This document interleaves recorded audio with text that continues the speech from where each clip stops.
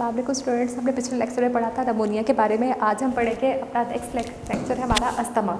Okay, asthma भी एक respiratory disease है। मैंने आपको पहले ही बताया था, डिजीज़ कोई भी डिजीज़ हो तो इसका मतलब होता है डिसईज़, मतलब कि ईज़ नहीं रहता इस पर, कोई भी डिजीज़ पे।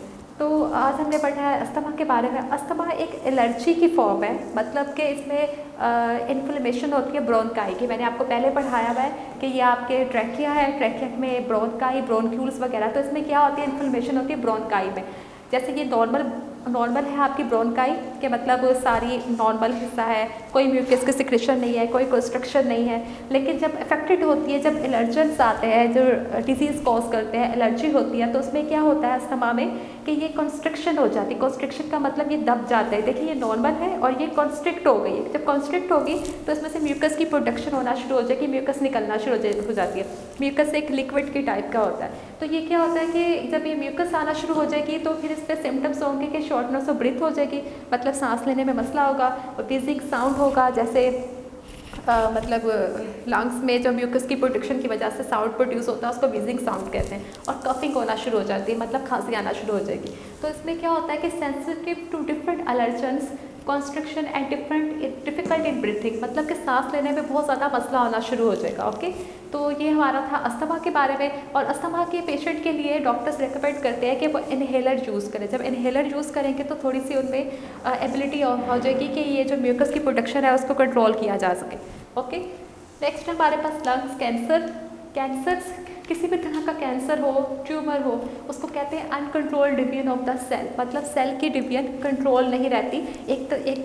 एक दफ़ा सेल बनना शुरू हो जाए उसके बाद वो अनकंट्रोल लेवल तक बनता जाता है, तो वो ट्यूमर मास बनना शुरू हो जाता है। इस तरह से अनकंट्रोल डिवीजन होना शुरू हो जाती है, तो उसको कहते हैं ट्यूमर कैंसर। ओके, तो लंग कैंसर में भी ऐसे ही होता है कि इसमें अनकंट्रोल डिवीजन होना शुरू हो जाती है, continue to divide and form a tumour, मतलब डिवाइड होना शुरू हो जाएगा और अनकंट्रोल डिवीजन होगी तो एट द एंड ये क्या बनेगा, ट्यूमर की फॉर्म बनना शुरू हो जाएगी। सिम्टम्स भी लंग कैंसर के शॉर्टनेस ऑफ ब्रीथिंग होना शुरू हो जाती है और बहुत ज़्यादा कॉम्प्लिकेशन होना शुरू हो जाती है।